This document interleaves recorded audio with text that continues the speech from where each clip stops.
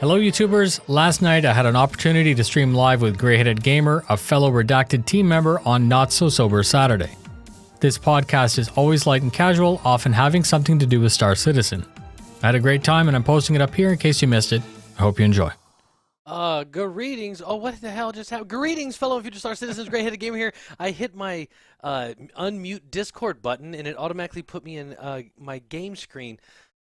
There is still some kinks to work out on the Elgato Stream Deck, but welcome all to Not So Sober Saturday, a little show I put together to bring community content creators in, and especially to drink some beer, get a behind-the-scenes look, talk about some Star Citizen, sci-fi, and other cool shit, which we usually talk about a lot of other cool shit, right, Noob? I mean, yeah, there's tons of cool shit to talk about. But tonight's guest and co-host, you guys know and love, Mr. NOOBIFIER, drinking the maple syrup tonight. My cat is already scratching at the fucking door. I want to choke this little bitch, but I love her, so I can't. NOOBIFIER, tell them who you are and where they can find you, and I'm gonna let my cat in. Hello everyone, I'm the NOOBIFIER. I'm a fellow Redacted stream team member. Some of you may know me as a No Bullshit Guy. I try very hard to condense all the videos down to as little as possible, research it really well, format it, and I just had a beer explode all over the place, which is super fantastic. Know, right? Yeah, super Good, fantastic. Good start. Look at this. It's like, God damn it. It's okay. I'll just buy another keyboard, I guess. Yeah, it's no big deal. It's no big deal. You know, I spilled some on my Black Widow. I instantly unplugged it. I ran it underwater and then set it out and let it dry for a day. Plugged it back in. Perfectly good. And no bloody names left, coming in with 1,500 Shamrock biddies. Brother, thank you very much for supporting the stream. Very much appreciated, sir. Thank you very much. Guys, exclamation point GC in chat will get you into the gift card giveaway. I totally forgot to give gift cards away on my last two streams, so we'll do a couple tonight and then a couple on my next stream because, Noob, I was going to give away a $10 gift card on every single stream this month as Community Appreciation Month because I've been March is like my good month. You know, I love March, especially St. Patty's Day. I got my birthday, spring right? break. Yeah, spring break, all that stuff. So, exclamation point GC. All you have to be is following the channel. That's it. Just follow the channel and get in there. Subscribers do have a better chance of winning, just letting you guys know. But you only have to be following the channel to enter, which, speaking of, there's someone else on this show that is doing a giveaway that's a little better than a $10 gift card. Oh, that thing. Yeah, that thing. So I've got some really supportive patron backers, which is lovely. I started out when I started out a long time ago, like 2 years ago. I basically set up a Patreon and said anything that Patreon gets immediately goes back into a contest. Right on. We're up to like 400, $500 now, which is crazy. So this month is a 600 exploration. I think the 435 pack. So yeah, no brainer. If you guys haven't gotten in on that, I think should be able to link it up throughout the time. Anyways, it is prominent. It's one of the more recent videos. Absolutely, you got to check it out. Diablos, I did not want to mute your sub alert. I'm gonna replay it right now. This is for Diablo. Oh, it's not showing up. Are we gonna like? No, Diablo's alert came through right when you were talking about your giveaway, so I hit the mute button real quick. Then I was gonna replay the alert, and I'll be damned if it's not showing up on my stupid stream alerts. So I have beer on my monitor, which is just damn it, man! It's a good start. No, it's good. It's good. Diablos, I apologize. Diablos coming in at 24 months. Total sub to this channel. Everyone throw some pint glasses in chat. Diablos, I thank you so much. Oh no, it was Game Wisp, right? It was a Game Wisp one. So I can't replay it. 24 months. 24 effing months. Almost 2 years. Yeah, Diablos, almost. It's like this close to 2 years. Diablos has been around from the beginning. And he is a huge part of the Star Citizen community. Moderates for a few different streamers, and he's always around, and he's always looking to shove a missile in somebody's behind. And I love him for it. Thank you, Diablos, for that. And I'm so sorry I muted your stuff. Next time, Noob, I'm gonna mute you, and then I'll let that Do it. play. Yeah, yeah, mute me. Seriously, I'm not even joking. Do it. It's your stream. Well, and it's for them. It's really is for the community. Thank you, Diablos, once again, man. Here's some more pint glasses. Don't hate me. I love you, Diablos. You sexy fucker. So the 600i Exploration LTI giveaway is on Noobifier's channel. ! Noob in chat will lead you to his YouTube page. Channel. Yeah. And it is one of the more recent ones. Speaking of, if you haven't been to Noobifier's YouTube channel and you have not subscribed to him on YouTube, where have you been? He has What are you waiting for? Yeah, he has the no bullshit series of videos. Noob, I'll tell you right now. I've said this before on my show, and I'll say it again. Best Star Citizen YouTuber we have right now is Noobifier, no doubt about it, and it has been for quite a while. Here's my reasoning. We all do different things though. Like it's not like that. We all have different takes on stuff. No, it is exactly like that. Sorry, you're the best, and everyone else sucks. Big donkey doo-doo. No, not really. No, here's why I think you're the best. And everyone does have their personal opinions. Like you have Board Gamer. Board Gamer is in depth. He makes good videos. He makes long videos. The reason I love Noobifier is Calling All Devs comes out, and I'm at work. I'm like, damn, what do they talk about? You can go to Noobifier's page, and it says, here's what happened on Calling All Devs in 13 seconds. And it's done. I haven't done 13 seconds, but that would be funny. Yeah, no bullshit. 33 seconds, I think, was the best so far. Well, there you go. And it's fantastic because you get the pertinent information out, and you skip all the bullshit. Oh, you should call it no. Oh, wait, never mind. See, I can't call. The problem is I also don't want to. I want to balance the offending people thing, right? So the first time I did one was the first day that Jared pumped out. It's a good show. Like he does Reverse the Verse and Calling All Devs. These are fantastic things that we need. So positive and bro fist to CIG for doing this every week. But it's just perfect for me because it's right up my alley. CIG can't make a 15-second video or else the community would lose their mind. So it is what it is. It's a show, and then I can condense it. So my point is, or my plan isn't to ruin it for CIG. It's literally to give people options, right? If you're in the car and you happen to see the video pop up and you know it's going to be 2 minutes, I'm not saying watch the video, but you can throw it on your phone, listen to the stuff, and then be done.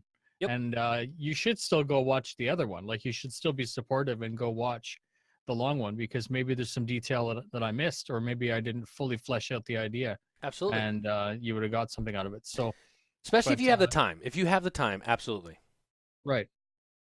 And it is a good show. There's a lot of stuff that I completely gloss over because it's not relevant to the news, right. as it were. And the visuals. Yeah, the visuals for sure. Yeah. I always try to put them in there, but not. There's 30 seconds isn't a long time, right? Right on. and that's the whole thing. I use your videos to hold me over until I can watch the videos because I get the gist of it. But it's always fun to watch, and also, like you're saying, Jared is a cut up. Jared has had some off times, but right now with Calling All Devs, I think it's one of the best things solid. They've done in a long time because we're getting to vote questions up and put them over there. Absolutely fantastic. Oh, and speaking of putting stuff in there, I got an idea. Noob has laid out a beautiful, exactly what I wanted to talk about too, which is awesome, Noob. I'm glad you did this. What I would like you guys in chat to do, if you would like, you don't have to. ! Question mark in chat. Follow the link that pops up with that and give me your top 3 that you gave for, or no, I tell you what, just give me your top choice for the 3.2 survey they gave us. What was your top choice? And maybe like one sentence why it was your top choice. And if you don't know what the choices were, me and Noob are going to go over those right now. Chris Roberts has given us an opportunity to kind of vote in a poll on what they should focus on for 3.2. And yeah, it's a cool idea. Absolutely. Absolutely. And the choices are great. And I wish I could have went through every single one of them and put them in order. You know, instead of just three choices, maybe, you know, say, all right, from one to however many they are, eight or so, nine, 10, whatever. If we could number them all from, you know, top importance to lowest, that'd have been awesome. But totally cool with it. So you guys, if you want, exclamation point, question mark, and throw in what your top choice was for the survey. Um, so Noob, do you want to talk about that survey? Sure. So this is just something that was brought up, and it's not to start the stream on a salt bit, but there's a lot of people that have been saying that this is just kind of CIG's way of postponing things that have been put into the roadmap. And I just wanted to comment that CIG is damned no matter what they do. They could give us something that's super positive, and the community, parts of the community may try to put a negative spin on it. Take it for what it is, and be mature about it. This is a good thing, and this is CIG trying to give us something that we need, which is a voice. So quite frankly, if you don't know what it is, last Friday on Reverse the Verse, Chris Roberts presented this feature that they're trying to come up with, and it's not that they're going to take things out or put them in. It's these are the items that we're going to get, and they wanted to know what order do we feel they're important, which is your opportunity to vote. So in no particular order, just in the order that they came out. One of them was quantum linking, which I think personally is one of the more important ones because it really has to do with service beacon and your ability to link up with your friends. So if, let's say, Gray, you and I were in a part of a party and I wanted to quantum somewhere, you would automatically see where I'm selecting. And when I hit go, your ship will go with me, which is really, really cool. And right? it's an MMO, which requires team gameplay. Of course. Good choice.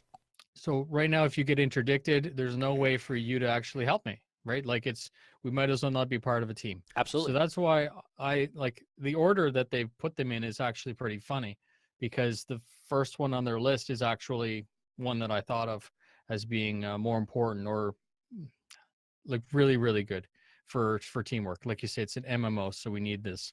But like I said, if you're part of a service beacon, like an escort contract, you get interdicted, you're running cargo in a beer fair, and I'm your escort. I can't help you. So we'll both drop out of quantum at the same time. The enemies will be common, and it'll be a proper mission, right? Absolutely. So another one they're doing is improved interdiction, which is basically just polishing what we've already got so that everything makes sense. When you're interdicted, the pirates are in front of you, and then they're talking about adding the quantum jammer, which is something that we were supposed to get later on, but it's a physical device. It's the reason that we were pulled out. Right now, you're just interdicted, and it's for no magic, or it's just for a magical reason. Right. But now there'll be one of the enemy ships that will have the device that's preventing you from leaving. And so it'd be something that we could use too. Correct? Right. You can lay down your spike strip, for lack of a better term, and troll people, right? And it's not trolling. It's PvP MMO. It's part of the game, so it's fine. Absolutely. Another one they put out was the service beacon improvements, which I think is a great idea because of so many times that I've been stranded somewhere, or if I'm on a planet and I say I just want Diablos to come over and join me doing something, an easy way to put out where you're at is with a service beacon. Yeah. And I think that's just more to focus on it and polish it, because we already have service beacons in 3.1 right now. Right. So that's it wasn't one of my top choices, but I think that's another good thing for teamwork and play, creating missions for other players, so you're not stuck with the same set of missions that we have right now. Even though they'll be expanding those soon, we do have a limited amount of missions. So player created missions could go a long way for enjoyable gameplay. So there's another thing that I wanted to comment on this just before we carry on, is that let's say that service beacon is already at 95% and the community downvotes it to nothing. I still think there's a good chance that they'll just top it up. They'll just finish it for the sake of, even if it wasn't one of our priorities.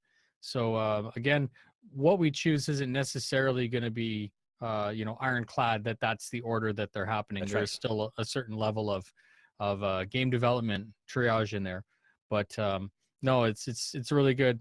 The next one they were talking about is kind of, I'm not normally into MMOs, so this is kind of an alien concept to me, but I guess it makes sense. The first tier of guilds and associations. So not only do you have your galactic haulers and enemy contact, the orgs that we're part of, but that there's a guild. I guess that NPC rank. movie, right? So you pay into a dues and you have to maintain a certain reputation to be part of the guild, Hmm. and then you get kickbacks, right? Like Yep. perks, like they can come collect you or whatever like that. So that's kind of neat because that Don't plays very let well the into role space play, bugs and fight. it's cool. I can't see that being a very high priority. It's definitely not going to be voted heavily, but maybe that's just me. Maybe it is. Well, here's the deal. The first tier guilds and associates really rang for me because in Privateer, the first Chris Roberts game that I started playing and really getting on, Aussie Astro coming in with that sub. What is up, baby? And welcome back. Cheers to you, sir. And we'll say that jingle was also for Diablo since I cut his short. But thank you very much. Throw some pint glasses in chat, guys, for Aussie Astro. And thank you for those biddies, Snark. Very much appreciated, sir. So in Privateer, you had the Merchants Guild, you had the Bounty Hunters Guild, you had, and it really seems like he's doing a throwback to that age. The Privateer games had those. I think Okay. Freelancer might had guilds as well. So what's great about Merchants Guilds is for people like me, we'll get discounted prices. Like you go to the Merchants Guild, and they'll say, "Hey, I got a hookup here over at this place. Go pick me up a load." And then you pick their load. But if you got extra room, you may be able to pick you up some stuff at a discounted price, make a little Okay. extra money. And same with like the Wayfarers Guild. You'll get I think they talked about it. Matter of fact, where you get discounts on refuel and repair at CryAstros, and it's more for people that do repairs and refueling and stuff like that. I think it's fantastic. It gives us a reason to build our reputation up and to keep a good reputation. If you're not in a Pirates Guild, you got to keep that good reputation up. It gives you a reason to be good, or it can give you a reason to be bad if it's a Pirate Guild. So Right. it's to me, it's more. It adds another layer to the game. Yeah, absolutely. Okay. And then after that, which I love that one, by the way, the party system improvements. This was a big one for me. I think our party system right now is pretty much non-existent. Yeah, we can join a party, but it means absolutely nothing except we can get onto the same server. That is Right. nice.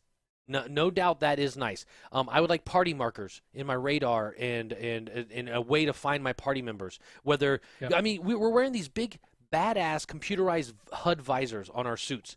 Why can't I have a little marker that denotes where my friends are at? Maybe even where people, I'm not sure if they're enemy or not. Maybe I can put a little marker on them. But also sharing missions. I go and pull a mission at a station. I say, "Hey, Diablos, you want to go and do this?" Yeah, boom, throw a share over to him, and now he can go on the Yeah. same mission with me, and we can either split the payout or we both get a So payout. just like how Borderlands does it, that whoever was the last person to choose a mission, that's the mission that the group is seeing. Right on. World of Warcraft, same way. A lot of MMO or a lot of multiplayer games have that share system, and it is needed. I'm sorry, our party system right now, it's a good start, and it's alpha, so I mean, I'm not going to complain. It's a start. We need a good party system, and it was one of my choices. So I think that, and don't forget, all these that we're voting on, if everything goes super swimmingly great and they run into no big problems, we may get most of these anyway, or we may only Well, get a few. This is the idea for 3.2. So let's say worst case scenario 3.3. Honestly, if they're proposing that these are put into 3.2. Right on. Yeah.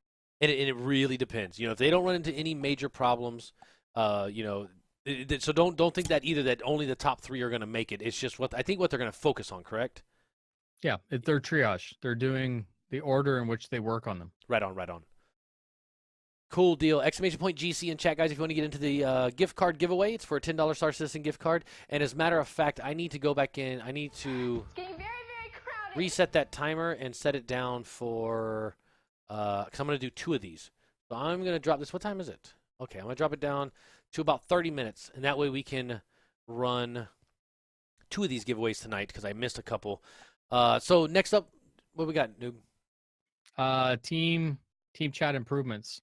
So right now, I mean, obviously, what we got now, the F12 and Enter, that thing is just a global chat, and that was just like And it's pretty a clunky. placeholder.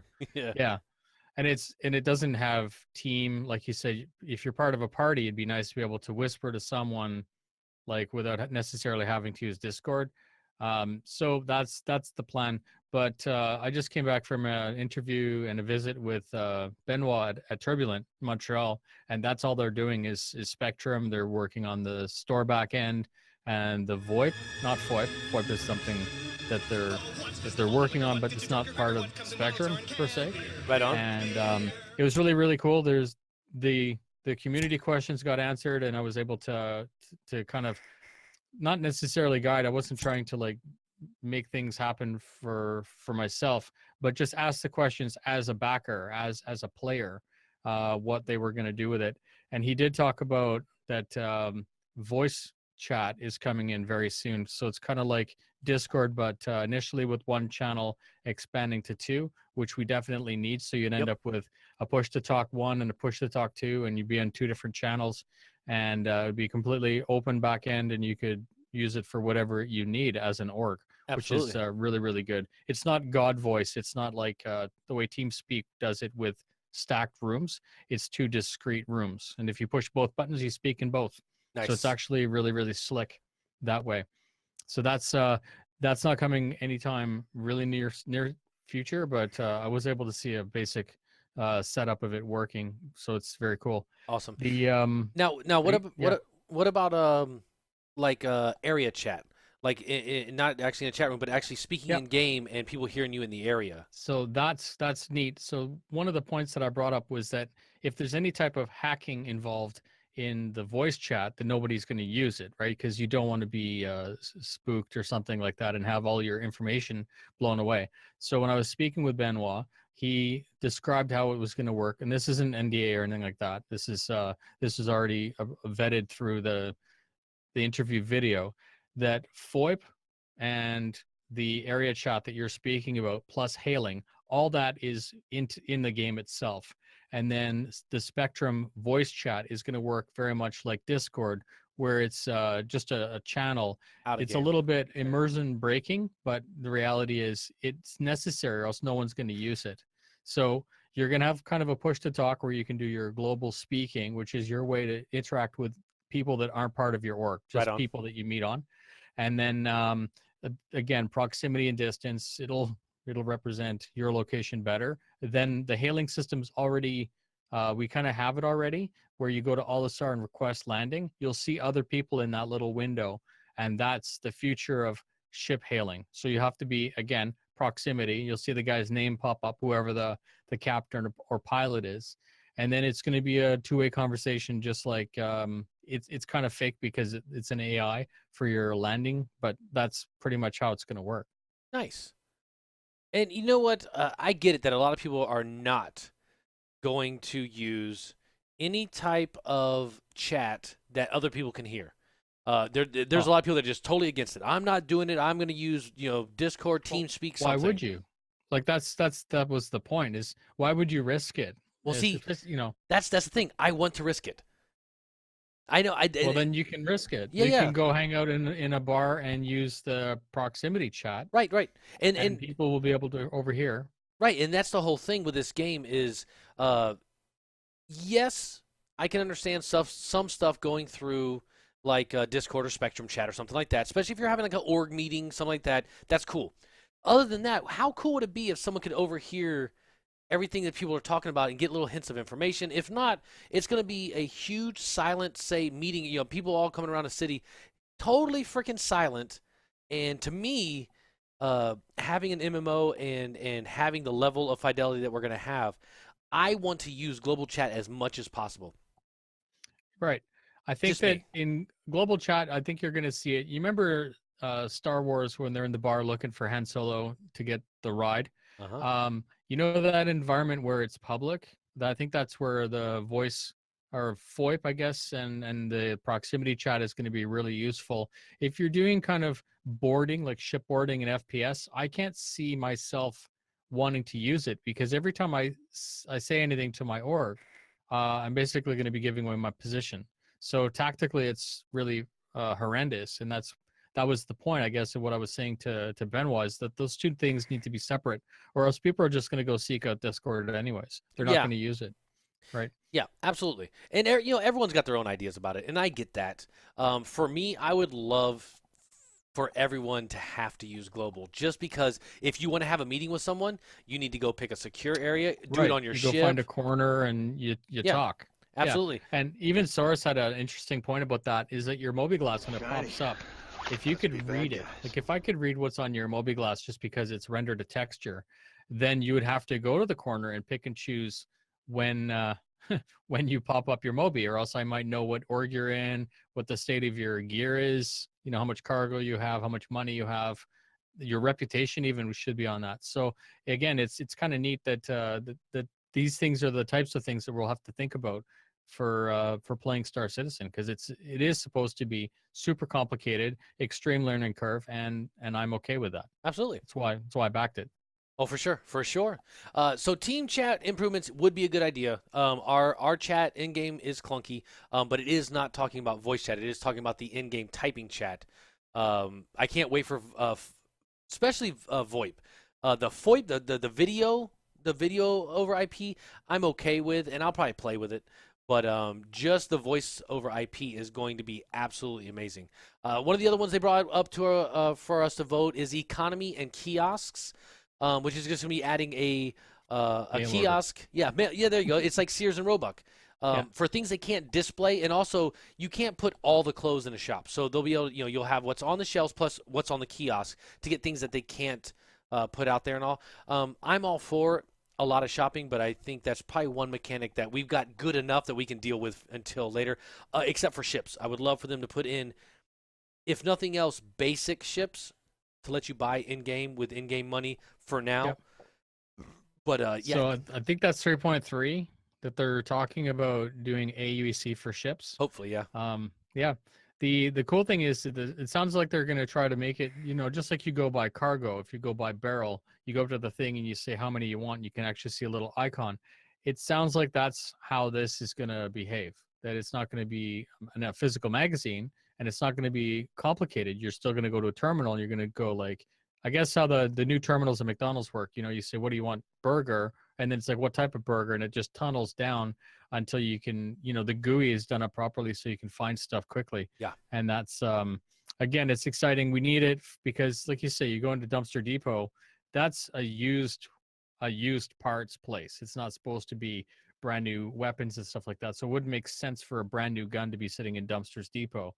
But if you go into the thing and swipe through and order a brand new one, then it shows up. That does make sense, and it's not immersion breaking at all. Right on. I agree. Next one, I'll let you take because this is the big one. This Yep. is the one that everyone, I hope, voted for. Okay, so items 2.0 weapons and damage. This is your wear and tear. This is the causality. Do I burn my gun out for that extra 5 seconds of bullet that I think I need? You know, you get the feeling that that ship's about to blow up and you say, I'm overheating, but I'm going to push it anyways. Or you may say, I'm overheating, I'm going to lay off and I'm going to fire 2 missiles at him just to keep his shields down. So this is what we're talking about, where reparation, damage state, wear and tear, all that stuff comes into play. And again, this is core MMO stuff, ladies and gentlemen. This is the whole reason that you have ships like the there's a brain fart, Crucible, That one. right? The Crucible, the big one, and the Vulcan, because those ships are going to be doing the quick battlefield repairs or the full teardowns. And then, of course, you've got your overclocking, which would burn stuff out faster. You got like there's just so much more gameplay there, and it really becomes that skill risk reward thing that we were speaking about earlier, which is solid. Again, the people that don't know can play, but the people that do know can play really well, Right. and that's the point. And that's what's exciting. Absolutely. And why, you know, we have all these Like the Terrapin is a perfect example of a new ship that has all the components laid out inside the ship where you can open up and look at stuff and all. When we're in a Right. fight, if we've got a repair tool, we're losing power, someone can go over there, pull open the cabinet, and sit there and start repairing the power, the shield, same thing, and this is what's going to make team play worth it in this game. Right. Not flying around and then all of a sudden you explode. Okay, that sucks.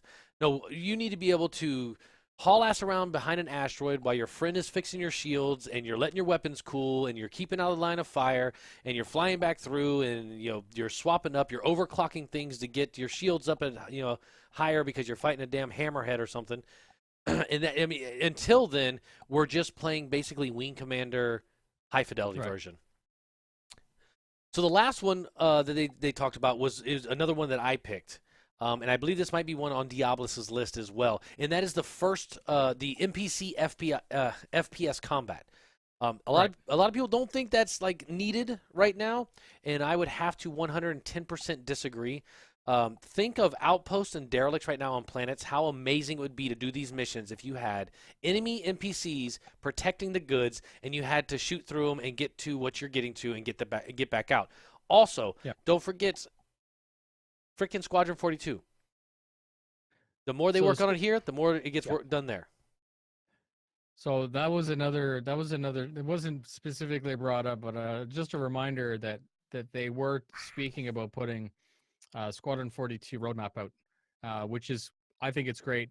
Everyone understands the history. 2016, we're supposed to get a vertical slice, and then a year later, we actually got the vertical slice. And I commented, excuse me, I commented on the live stream that it's pretty ballsy, okay, to stir the pot because there's a lot of history involved with the people being disappointed of delays and stuff, and to actually go out there and stir the pot, say, check out what we got. If there's not something tangible in 6 months, then I think that was really a bad idea, right? Because everyone was more or less happy and forgotten about it. But let's hope that 6 months from when they released it would be about midsummer, and I would love to hear something else. CIG, if nothing else, a roadmap, just so that the community knows Yep. the backers who paid for it, literally the backers who support and love the game, we're your friends. We're not your enemy. Include us. We'd like to know. Yep. That's all. And it doesn't have to be a full, in-depth roadmap either. Even if they could just put something out and give us a general idea of how it's going, where they're at, what they've added, taking out, whatever, Well, whatever. the blockers even, because the burn down, I think they had it for 3.0. Yep. That was frustrating, but also extremely useful. Yeah, yeah. Right? It was necessary. Because I mean, I was like, oh, damn it, something got pushed back another 2 weeks or whatever, and they're like, the last time we heard it was supposed to be totally squared away, and now it's junk again. But this is all important, and those people that don't care just don't watch it. Right. Perfect. Yep. I was one of the few that actually like Burndown. It keeps you informed and you know what's happening. I liked it. Yeah, I Don't hated let the space bugs bite. Twistar. Welcome, man, and thank you for the biddies, sir. Very much appreciated. Good friend. It was I didn't want to not have ATV. That was my main problem. Don't let So that's the only space thing. bugs bite. Look at those Citizen Jags coming with the noob backer biddies. Thank you very much for those noob backer biddies. Very much appreciated, sir. Getting very, very crowded. But knowing what's holding a build up is better than wondering what's holding a build up. Because too many rumors can get started. And you mentioned early in the show about how you always have someone that can spin a negative side to anything. Especially, I won't say especially Star Citizen, but since we're all involved in Star Citizen, there are people out there that will... We're hypersensitive. Let's say that. Yeah, but there are a lot of people out there that are either for fun. There's a lot of trolls I know that cruise Reddit, and I'm actually friends with a couple of them, and I just let them run with it. But they're doing it strictly to get people's goats.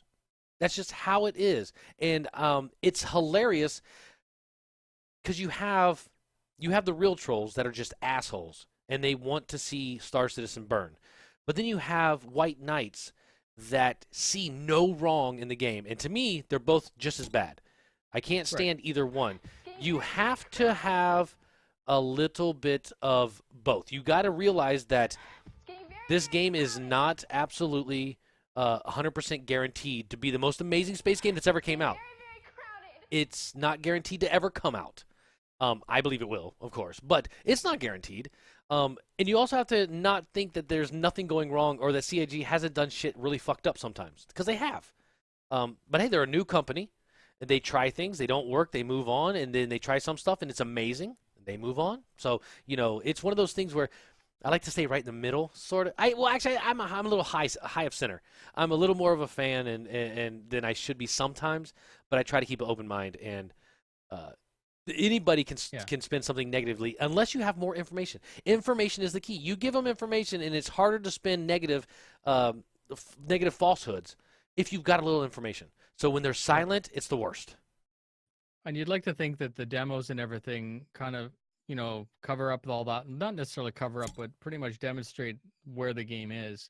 And it doesn't matter. I've often said to even like Board Gamer and I talk a little bit, and he's like, "Oh, you're gonna make a video explaining this," and I'm like, "No, because I don't care if a guy wants to go get a refund, and whatever, that guy's already decided, or if the guy has automatically decided that the game is a piece of shit and it will fail, then I'm wasting my time." Right. So I won't bother ever to make any video like that. What I make videos for are the people that are still here and that believe and that want, and I'll make an informational video, like a State of the Union almost kind of idea, that this is where we are, and this is why it's taking so long, and this is what's been achieved, and this is why it's cool. This is why it's unique. When the game goes live, all those people that got a refund are either going to buy accounts and suck it up, Yep, or they're going to not play it Yep. out of spite. So, I mean, again, I don't care. I'm not saying that the game doesn't need funding. Like, this is how we're funding the game. It's very good. But we don't need 5 billion citizens right now playing a buggy alpha, right? That's not going to help anybody. That's just going to piss people off for no reason. So I'm quite happy with the quantity of people. I'm getting, 5, 6, 7,000 views on my videos, and that's enough to keep me going. And those are the 5,000 people that matter. Not saying that only those people that are watching the videos are important. I'm just saying that's why I make the videos. Those people are the ones, not the people that don't give a shit about it, or the ones that are only interested every 6 months. Right on. And something else I want to get out there real quick is there's two kind of refunders in Star Citizen. There's one that are unsure of the game now. They backed a while ago and they're unsure. They're not seeing the progress they want to see. They refund. And then, you know what? If CIG deems it okay and refunds them the money, I have no issue with that. The ones I have issues with are the ones that make subreddits and go in every article ever written about Star Citizen ever and spend 30 minutes writing a 7-page story on why the game is horrible, why Chris Roberts is the devil, and why everyone should refund, sue, and call the Better Business Bureau. Those guys are fucking sick in the head. And there is a few of them. There's not a lot of them. There is a few of them, and I think they have a lot of alt accounts. Those refunders can go away. I'm not gonna be. Well, and I sometimes get people that comment like that. They're like, I'm so happy that I got a refund. This is a hunk of crap video game and everything like that. And my answer back to them, I literally take that comment and I pin it to the top, and I just say, so you got a refund and you're still here. Yep, you're still here. What? Like, seriously, guy. I don't even have to ban them because it's just kind of self-regulating. It's actually pretty funny. Yeah, it's hilarious. They wear it like a badge, and that's what I hate, is wearing it like a trophy. Like, look at me, I got a refund. Aren't you guys proud of me? No, that's great. If you needed to get that money back and you're not sure of the game, then by all means, go for it. And like I said, if CIG doesn't have a problem with it and they refund your money, good. It's, move on. But when you stick around and you're in every single video and you're in every single chat room, you know what it is? You're just being a little bitch and you need to go away. Yeah, you should go play another game. Absolutely. Like the pirate game. Absolutely. So real quick before we go on to anything else, ! Question mark in chat, guys. Follow the link if you want to put in your choices that we had in the survey. Diablos put 1 FPS, 2 FPS, and 3 FPS because FPS. That's fucking awesome. So I'm pretty sure Diablos is all Broken. into the FPS, which I have to agree. I would love to get some NPC AI out there with guns shooting Yeah. back at me. That'd be awesome. Richard Sky says his top 3 was quantum linking, item 2.0, and first tier of guild and associates. I like your list. Yeah. Good for. Yeah, you basically made me a believer about the guild thing, not really knowing the background of what it all meant. It definitely makes more sense with with basically how you described it. Right on. And in the single player games back in the day, it was essential, and it made you feel a part of something. So it's not as needed now, but it's still the perks you're going to get, and just the more immersion you get from being in a group like that, I think is awesome. Baha Hamed, I think. Quantum travel is a must for multi-crew. Work on that first. And I'm guessing quantum travel, quantum linking. Yeah, quantum linking. Yeah, quantum linking. Yeah, that's another one up there on the top. And I agree because Noob, you said that was one of your top ones, right? Yeah, it is number one for me because I don't want to have so right now the org when we do training we actually count down and we all jump at the same time so that we all arrive at the same time. Yep. But now that we have interdiction, there's not 100% guarantee that we're all going to pop out on the other side. So let's say we start out with 5 people and 3 get interdicted. On the other side, if there's something bad waiting for us there, then we have half. I know it's not really half, but let's say we have half the number of ships that we were expecting, and it just causes frustration. I would rather us all get interdicted at the same time. Yep. And fight and work and fight as a team, right? So Right it's on. good. With the performance right now, I don't think focusing on group play is the best thing to do. Getting the basic gameplay like the flight model fun again should be prioritized. Not a true gamer. They're doing that. See, these are things that they're working on in the future with the entire team, but they are always focusing on trying to make the flight model fun and trying to bring the performance up. So we're not going to take anything away from that. Right. That's still being done. But we also got to remember that they've already said you're not going to get 60 FPS no time soon. They're going to try to make it run a little better, but it's not top priority because you don't want to optimize everything right now and then have to re-optimize it 6 months from now, another 6 months from then, another 6 months from then. So right now they're going to get it playable, but I do have to agree the flight model needs to be locked down, and it was For Squadron 42, right? Like Yeah. that's the concern really. Absolutely. Is that there's not a flight model for PU and then another one for Squadron 42. They are linked. So effectively, if we don't have a flight model for PU, that means that we don't have one for Squadron 42, Absolutely. which is where a lot of negativity is coming from. Absolutely. 2.4, 2.6 area had a really, at least as far as I'm concerned, had a really fun flight model. And I know they don't want the jousting, and that's back when there was a lot of jousting and stuff, but I think it was much more fun. But I get it. Not a true gamer, no doubt about it. And Frap says, what I wanted was some more org tools, like Fleet View by consent, for example. Absolutely. And when I saw the first go at the associates and guilds, I thought that was going to be org tools. And I forgot that we're called orgs, not guilds. So I was thinking, yes, because I would love that too, to have more org. Orgs 2.0 is what they were calling that originally. Right. And there is a placeholder for Fleet View and everything in what we currently have. And if you guys are at all interested, there's 2 versions of that interview. And I literally took questions from Spectrum, and all that stuff was asked to Benoit. The video only had like 4,000 views, which is fine. Again, like it doesn't matter. But if you guys are interested in those types of questions, there's 2. There's one that's 3 minutes long, which is a no bullshit video that I made of my own content, which was really weird. That was like noob inception. And then the full 40-minute one. And yeah, the audio is a bit crap because the guy works in a warehouse, Right on. I'm working on it. But you need to watch that video. If you guys, ! Noob in chat, go follow or go subscribe to NOOBIFIER on YouTube. Check out that Benoit interview. It's important. It really is. It's a really great interview that has a lot of really great information. You need to go watch it. And I was invited back in May, which is kind of cool. Nice. Because as they do big things, he's like, "Would you like to come back and visit?" I'm like, "Of course." I mean, that's stupid. Even if it's just for a bar citizen, I don't care.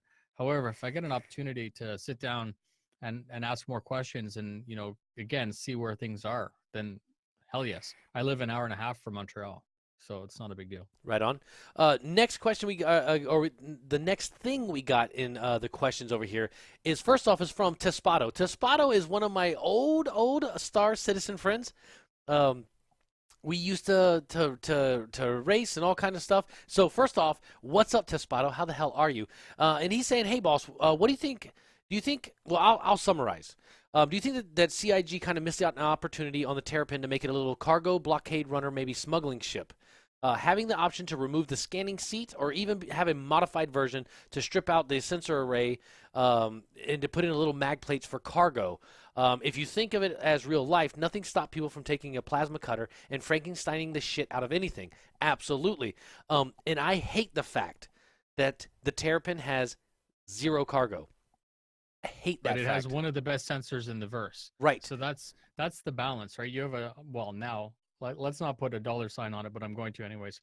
You have a $200 ship that's just slightly bigger than a Hornet, that's very maneuverable, has no guns, and is super tough, has good shields, has some stealth potential, like you can run quiet, we'll say, and it is a scanning platform. It has no windows, and I mean, just because it doesn't have windows doesn't mean it can't do cargo, let's say.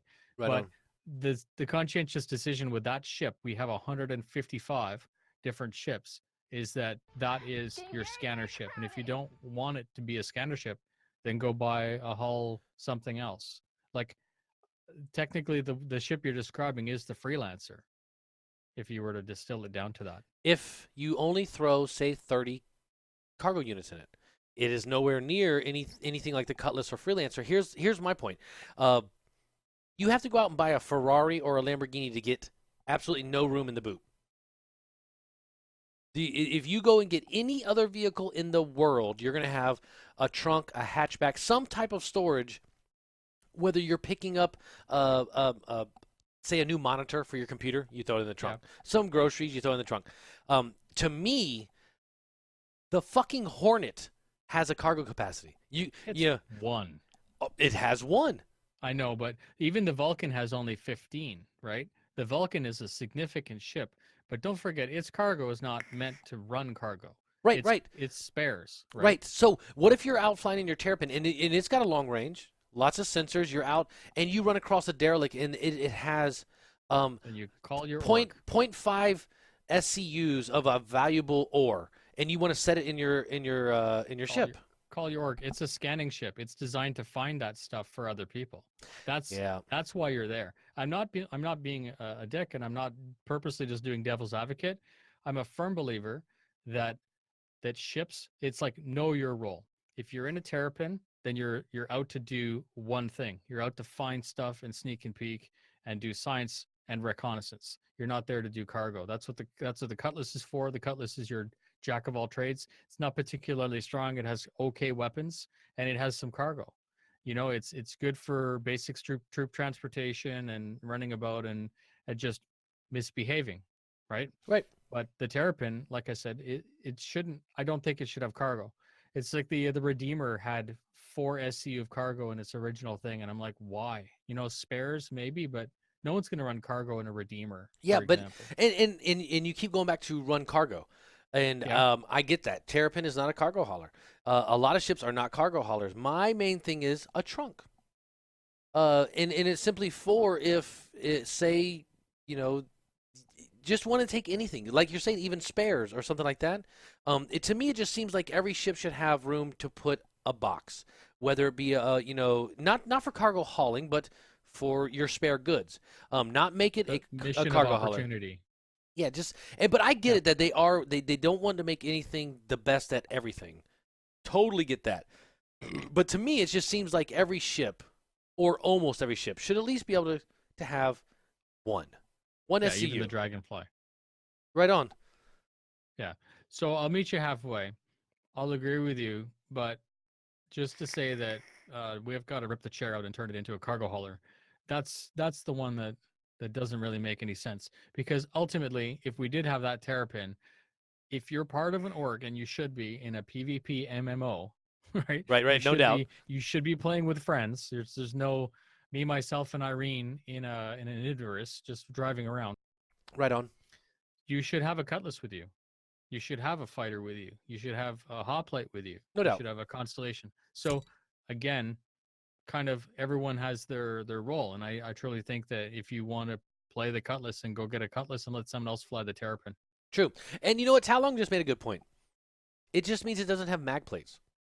So if I do find that derelict and I want to bring a small cargo box on my ship, it's absolutely fine, but it's going to be unsecured, flying around, and there's a good chance it could whack me in the back of the head and kill me. So there's that. Oh, there are lockers. True. You put it in your bed. Put it in the toilet. Put it in the toilet. The terrapin is a washroom. There you go. You know.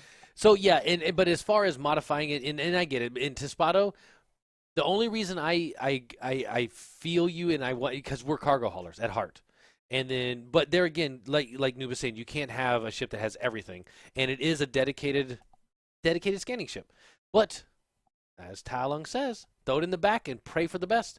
The first giveaway is over. Let's go ahead and do this giveaway real quick, Noob, and the winner of the $10 Star Citizen gift card is not me, Tim Balara, who is not on. He is currently offline. You have to be present to win. So Tim Balara, I am so sorry. He's not a subscriber, so you have to be online. Subscribers don't have to be online, but unfortunately, followers do. So we're going to go ahead and redraw that now. The winner of the Star Citizen gift card is Paulie BW. Paulie BW, congrats. You are the winner of the Star Citizen $10 gift card. He is also a subscriber. So it'd be nice if you said something in chat, but you don't have to. But if you, oh, there you are. If you could, Paulie, could you send me a message on Discord with your RSI username and your RSI email address, and I'll send that out to you either after the show or in the morning, one of the two. Make sure you put on there $10 gift card giveaway, and I'll very much appreciate that if you could send that through Discord. ! Discord and chat will hook you up with the address for our Discord channel. So let's reset that. What time is it? All right, cool. So we're going to set this one for 1 hour, and we're going to do another $10 Star Citizen gift card giveaway. We are going to start that right now, guys. ! GC in chat. Get in there. You have 1 hour, and we'll draw one more. This is a gift card for what we're calling the Community Appreciation Month. The month of March. I was going to give one away every single stream, and I forgot my last two streams because I was playing Surviving Mars. Now, dude, that game. Have you played Surviving Mars yet? No. Oh, my God. I'm so busy with trying to understand Star Citizen that I don't actually play a lot. Like, I just play Borderlands just to waste some time because it's fun. Gotcha. I know, like, the whole idea, like, the NOOBIFIER, I need to go own the game. So not only do I have to buy it, I have to go own it. And that's the problem is if I want to own a game, I have to invest a significant amount of time. And Gotcha. That's why I make videos about Star Citizen, because it happened to be what I was playing at the time. Absolutely. And I get that. There's a lot of people like that. If you do want to try out a new game and it doesn't, it's just fun. It's a small micromanaging Mars colony game. And it's absolutely fucking fantastic. It's a little bit of planet-based. It's a little bit of SimCity. With the chance of starving every single one of your colonists and killing everyone. It's super duper fun. And anyone out there in chat, if you have not played Surviving Mars and you're into city building games and sci-fi, it is the best of both worlds because you're actually building a city on Mars, and it's got just enough micromanagement to make it fun.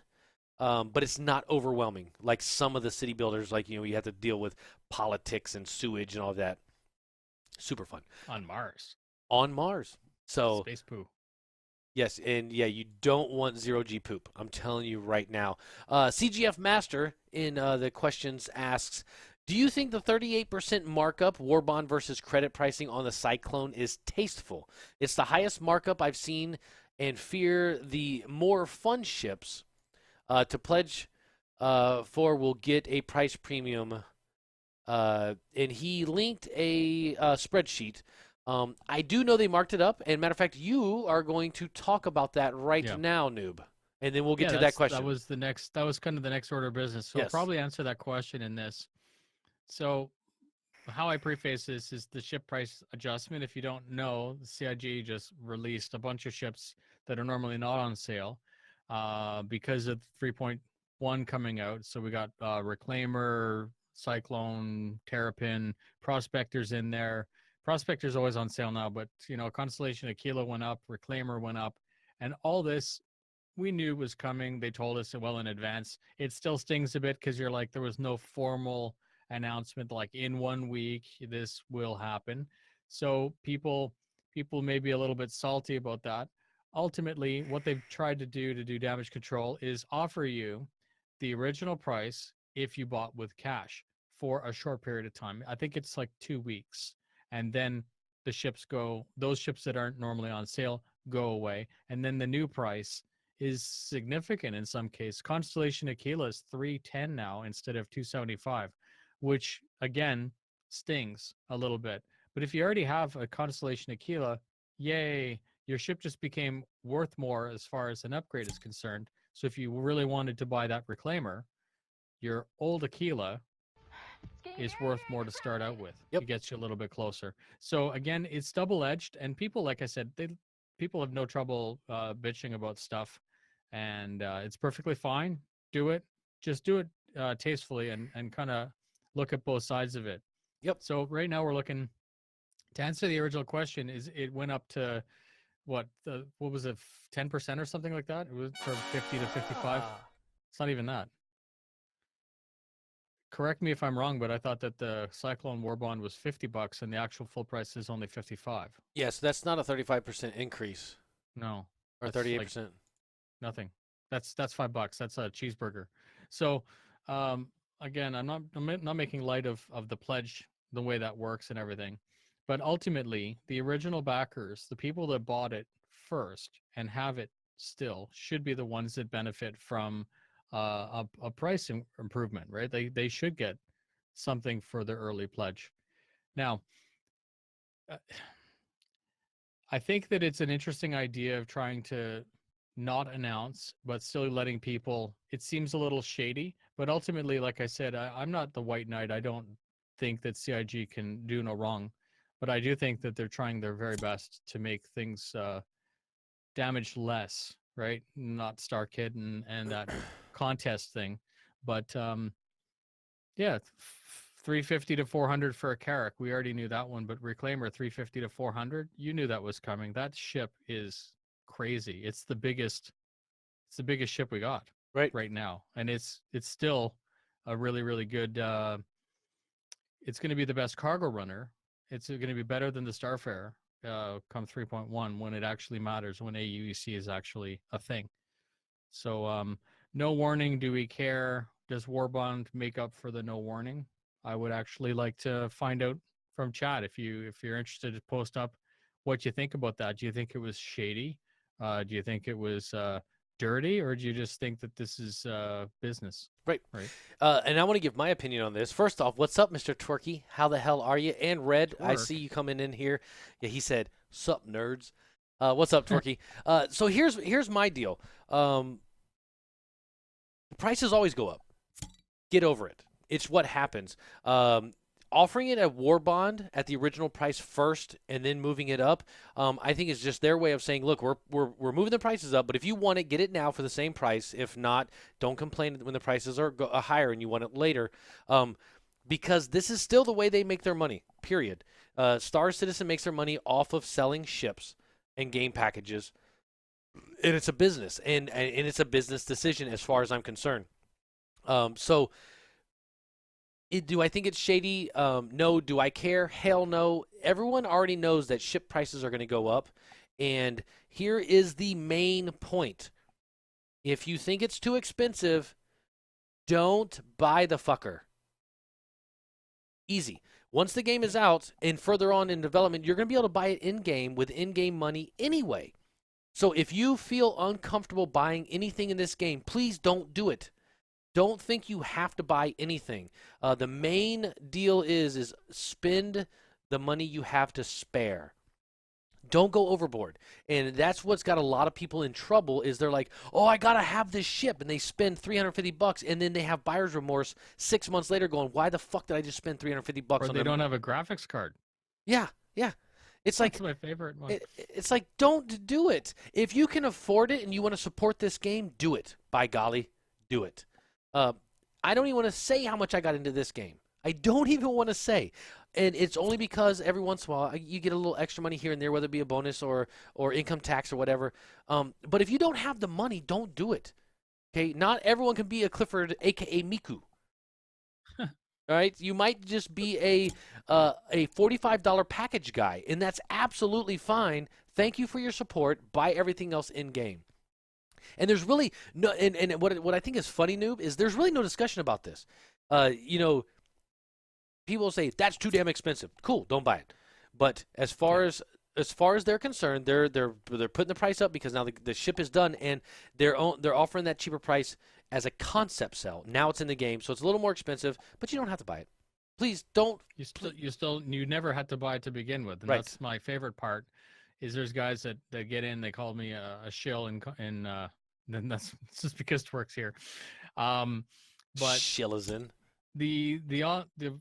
the thing was, some guys like, well, this is crazy. You're telling us we need to buy this, and I'm like, nobody ever said you needed to. You know, he's like, oh, it's crazy expensive, and it's highway robbery. I'm like, no one held a gun to your head and Right. swiped your credit card. Right. It's, you know. Wishigan said, I have a dude who has an Idris, but tells me upgrading RAM is too expensive. Get the fuck out of here. Right. Exactly. What's RAM now? $200 for 16 gigs? Shillifier Elite. Still a fire. Thanks. That's fucking great. Dude, that's fucking. I don't know why, but that just got me. That's just too damn funny. No, that was from Twerk stream the other day. Right on. I was called to Shillifier, and everyone went over. Not everyone. A lot of people went over and started commenting because I was saying the people that say that automatically get P banned. Awesome. Thank you very much, Athy, for that resub. He says, Psst, I've been supporting longer than that. 5 months. Lying bot. Dude, the bots, I don't argue with the bots. I accept them as our overlords. So whatever they say goes. Throw some pint glasses in chat, guys. For everyone that's subscribed tonight, thank you very much. Yeah, actually, RAM prices are fucking horrid right now. I'd rather buy an Idris. I just upgraded to 64 gigs in my gaming system, and I had to take a second mortgage on my fucking house. So, fuck RAM. You know what? How about this? Fuck you, Bitcoin, and fuck you, miners. I hope you all die. No, but the idea that they came up with, which is really cool, they'll make graphics, like video game graphics cards, have really, really crappy performance for mining, and then they'll go make mining specific graphics cards. They played them. Yeah. Yeah, it's crazy. I bought my 1070 right before the main mining craze, and I look at what a 1070 is just a, to me it's just, an enthusiast card. Maybe not even enthusiast. It's just like I guess 1060 below.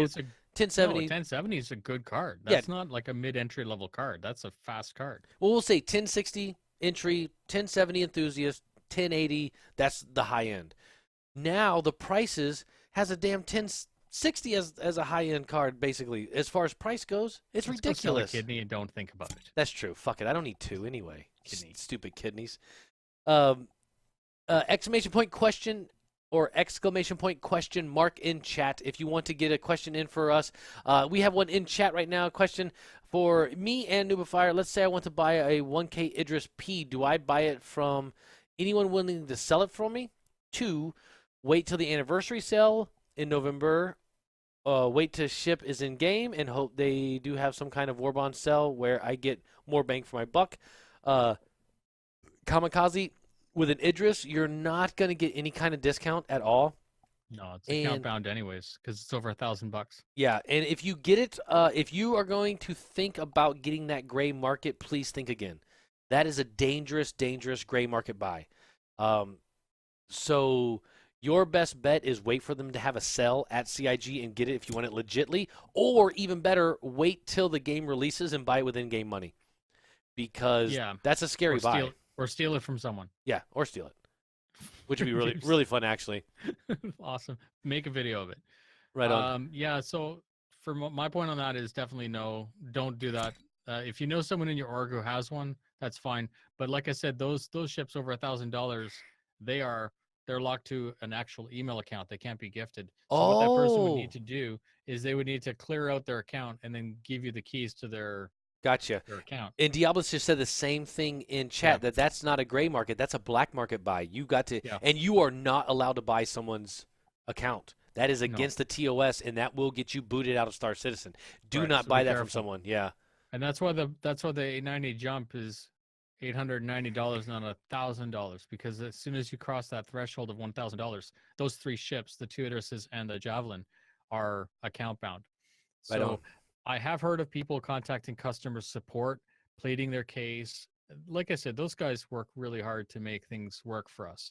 And if you had a legitimate thing, you're like, I really, really need that ship, and I missed an opportunity or whatever.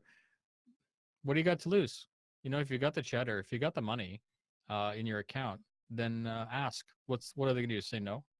Right. Yeah. Never. Remember, there are no stupid questions. Well, I take that back. I've actually been asked Right. stupid Or questions. maybe they'll say hey, just wait until anniversary sale because it's coming, and they'll give you a heads up or something. Yep. Cheers, everyone. Let's get another Guinness going here. But yeah, please be careful with buying anything not as far as not on their webpage, because that's just, man, it's dangerous. And I've admitted it on stream already, and I even admitted it to a couple of my CIG friends because I felt really bad after I did it. But I wanted an original Freelancer LTI package. And when I first backed the game, I missed all the original sales. And for 3 years, I wanted an original LTI Freelancer package. And I think it was called the Digital Freelancer Package or something like that. And I found a guy, and I talked to him for quite a while because I didn't feel comfortable buying gray market. But I talked to him for quite a while, and I felt comfortable. I mentioned it to one of my CIG buddies, and they were like, "Look, you're taking a risk right now." And this was a couple years back. They said, "Right now, there's no we're not gonna shut your account down or nothing, but be careful." And luckily, it worked out for me. And but just be careful. I'll never buy gray market again just because of the stress involved in that, knowing that I'm dumping, money into the internet to someone I've never shook hands with. That's just scary. It's kind of like eBay without any recourse. And CIG won't care. It's not like they're going to be super compassionate. Right. So yeah, that is kind of crazy. So guys, exclamation point question or exclamation point question mark in chat. Follow that link. Get your questions in for me and Noob. And also exclamation point GC in chat. If you want to get into the $10 Star Citizen gift card giveaway. Yes, I know they're small gift cards, only $10, but you can put it towards anything you want in the game, or just whatever. So get your entries into the gift card giveaway.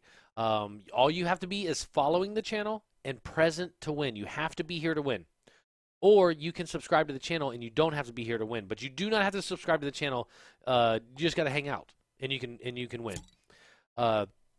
Didn't you pay with PayPal? Fab, no. I actually had to go get gold bars and mail them to Nigeria. But luckily it worked out. But yeah, I did pay with PayPal, and I know you can do the chargeback thing and all, but still, it's still nerve-wracking. Nigerian Prince had the freelancer noob.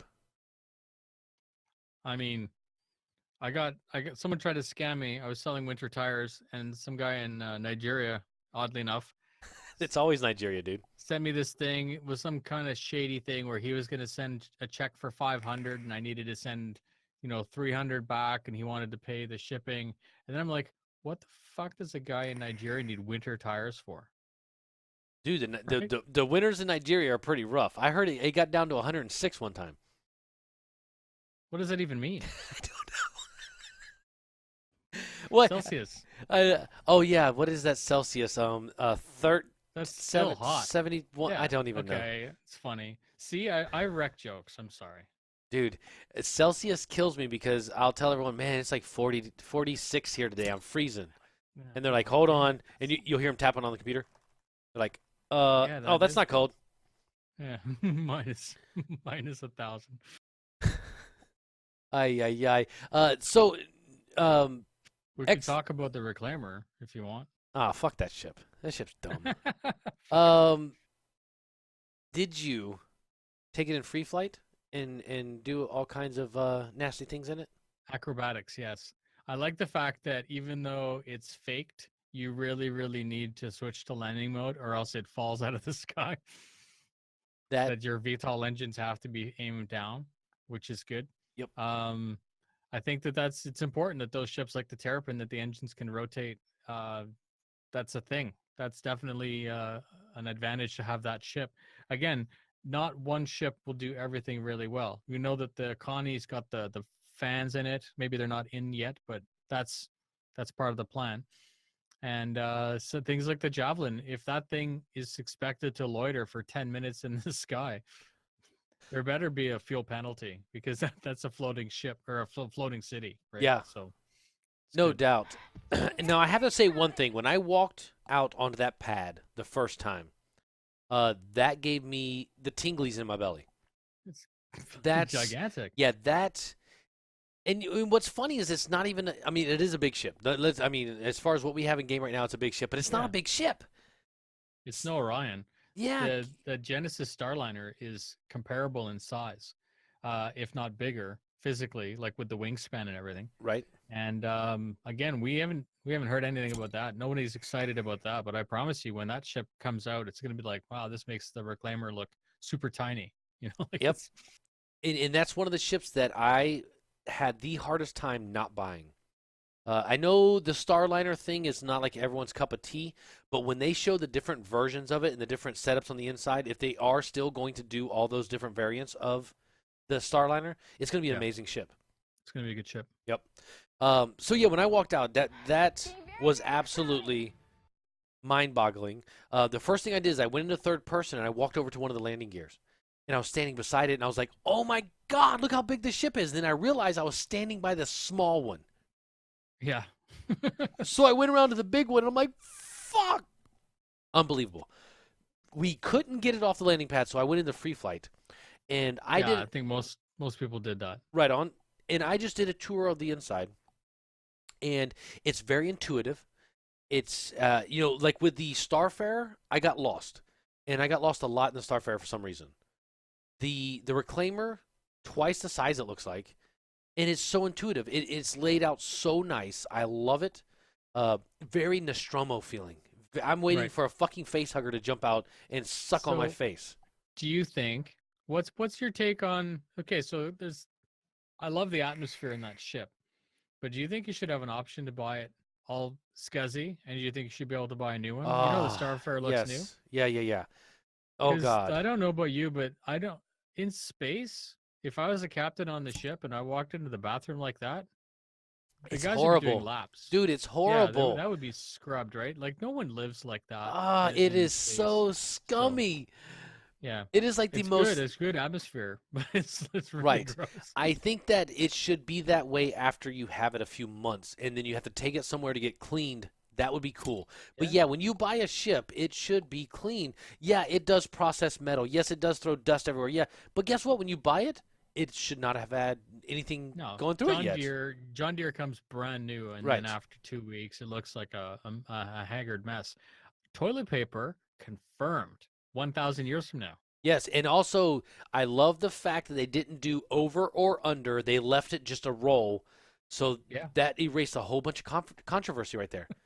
Because the first thing I did on stream was I walked up, I bent down, and I wanted to see if it was over or under. Yeah. What are you, over or under? Over. Over is the only way to go. God damn it. Yeah. Only way to go. Any of you people that put your toilet paper under, you are Under's madness. Yeah, Under makes it so that you have to use 2 hands. I believe What's wrong with you people? I believe it's a mental illness.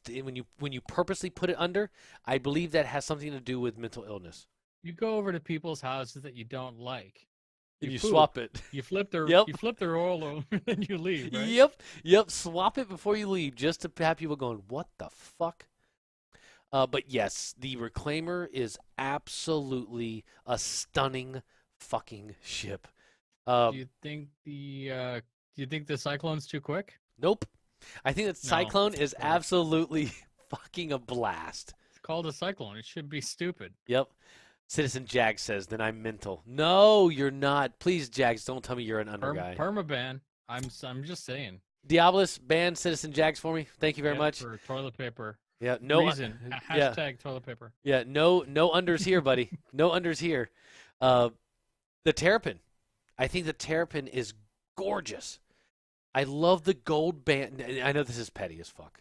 Yeah. The gold bands on the thrusters, like when he goes VTOL and lands. I was walking past it and it has that gold colored band on each one of the big thrusters. That gave me that made my pants tight. That just looks so one good. bed, right? Hot bunking, yeah. One bed, nothing to do. The thing that struck me was there isn't even a place to eat. Like you'd almost have to sit on that stupid chair in the middle or in your cockpit and like spin the chair around and then be facing inward but eating. You know, and I'm not saying like it has to be super realistic, like there isn't really any eating in game because Right. it's all ones and zeros. But- However, but- those people that want to play that, and it's not like I haven't eaten an MRE in the middle of the woods just standing up, right? Right. But we're talking about a potentially $100,000, $200,000 ship, and it has no table. Right. Missed opportunity. I don't know. I think so. And I think all ships, especially that one's gonna be long range, right? You're gonna be on it for a while. Yeah, you're gonna be gone. If they just had a little slender setup where it has, because like you look at the Reclaimer, the kitchen's amazing. The captain has his own kitchen, and just say you have your little preparation stove, whether it's microwave, whatever, a little microwave, a little shelf, and maybe it just pulls out something like that, something tiny. But you know what though?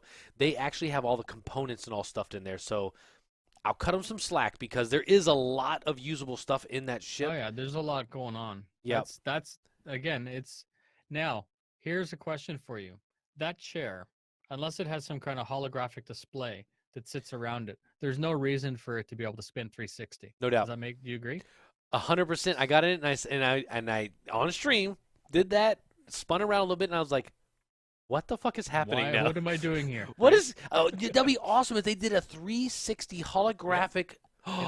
They're almost committed to it because Oh of my the God. design of the ship. That would be again. So I don't like to put a monetary value on a pledge, but if that ship does that, then it may be in fact worth $200, A kabillion, even $1 billion. a kabillion dollars, no doubt. I eat in my bed all the time. There's a microwave. Sit on a fucking bucket. Oh my God. Red says, So sit on a gross. bucket. But yeah, I guess you could eat in your bed. I was raised that you never eat in your bed. Oh, it's gross. Yep, and I even made my kids never eat in your bed. We did breakfast in bed a couple times for my wife, but you should But never you eat have the in tray bed. and all that stuff. Like it's deliberate. You don't just like throw a paper plate at someone and say, "Here's your pancake." Right, and you know what? I know a lot of people that have like bags of chips and stuff. I'll go over and they just sit there, watch TV on their bed, and get crumbs off. You're laying in filth. Don't do that. That's your That's bed. why they invented the dustbuster Oh yeah, true. for dirty people that leave their toilet paper upside down. Yes. Fucking under people. God damn it. So, what do you think we can expect as far as release for 3.1? Do you think they're going to hit the mark end of March? Yes. I do too. Aaron just finished saying, so what I think will happen is they'll hit the mark, but they'll throw things out of it to make them hit the mark. And that's fine. Again, you promise that you're going to have a quarterly release. People are expecting you to shit the bed. Yep. And then that gives people ammo. Yep. So if nothing else, hit the mark. Yep. 1 April, not a good day. That's April Fool's Day. 2 April, that's your release day. And I think that it's important. And I mean, we talked about it in Redacted Podcast before. Even it like 3.0 came out buggy, pretty much stalled the community's interest in the game. It doesn't matter. Of course, you'd like it to come out and be perfect, but the reality is it is what it is. And to hold it even longer just for the sake of getting it, like polish that turd, get that turd shiny. We don't need that because as soon as that game comes out, as soon as it goes PTU and it goes patch live, the developers shouldn't be hot fixing 3.0. They should be building 3.1 or fixing 3.1. I'm not telling people what to do because I'm not a game developer, but this is my belief. I don't want people wasting their time polishing a turd just so that the community's happy. And Chris Roberts actually mentioned this on our TV, that it's a very unique dynamic that you have two builds. That you gotta the developers are focused on building us something that we can play, and then they're also building something for us to play in the future, the Right. actual game progression. And he's like, it's kind of stunting the development somewhat. And the Gamescom and the sitcoms, those have to have a negative effect. But I like them. I like the sitcom specifically because it's our birthday, right? It's Yep. the birthday for the game, and I think they specifically said that they're not going to they're still going to go to Gamescom, but they're not going to plan any crazy release, Good. which just to me means all the cool stuff. Because normally the Gamescom are really, really good. I'm not saying the sitcom last year wasn't good, because it was, but take two shows worth of kick-ass and put them into one show. Absolutely. Right. And that's the whole thing. Gamescom slows them up so fucking much. They Right, have to get focused. they have to get that whole polish. I mean, you're in front of a big crowd, so you're getting this. You're trying to get this as polished as you can for Gamescom, and then you got CitizenCon right around the corner. I think it was the best decision they ever made to go to Gamescom and show off Star Citizen as it is. Yeah. And then CitizenCon needs to be the tell-all of the year. That needs to be the show. And what's great right now is the game is progressing at a pace that just showing the release that's available to the public now is going to be awesome in the next two patches. Once Yeah, as soon as some basic mechanics are in, Yep. There's some real playable. Now, we could complain or comment that stability is ruining the game, or instability, I should say, because you got the guy that runs out and he does a bunch of cargo runs, gets $1 million, gets Caterpillar, fills it up, and then the game crashes and has just nullified every single thing that person's done. Right. That sucks. I get it, and it's happened to me, and I'm like, God but damn it. at that point, did you already get the most out of your experience? You could, instead of running cargo for 48 hours, go visit some of the derelicts. Go see more about what the game has to offer. Yep. Other than just amassing $1 billion in credits running a Caterpillar back and forth, which is fun. Don't get me wrong. I like it. But again, what do we think there is actually in as far as gameplay? Is there maybe 6 hours, 5 hours? You go see Benny Henge, you go see the derelicts, you find the javelin, you land on Yila twice. Right. Absolutely. Absolutely. So over here in the questions we have Skynet asks, do you think the flight model will begin to settle after the implementation of System 2.0, like with the damage, power, and component mechanics? Okay, so you mentioned it earlier. We long for 2.4. That flight model was somehow made you feel like a god. And then I think the intention was to slow everything down, move everything closer. That was what, 2.6 or 2.5. Anyways, the intent was to make it more like Wing Commander. And then I think that they added weapon spread. They made the weapons less reliable, and the pips weren't working as intended. I don't think they did that on purpose. I think that was just an effect. So ultimately, it slowed everything down, and it's made it more difficult to enjoy, as far as I'm concerned. Hit registrations off, shield bug, all that stuff.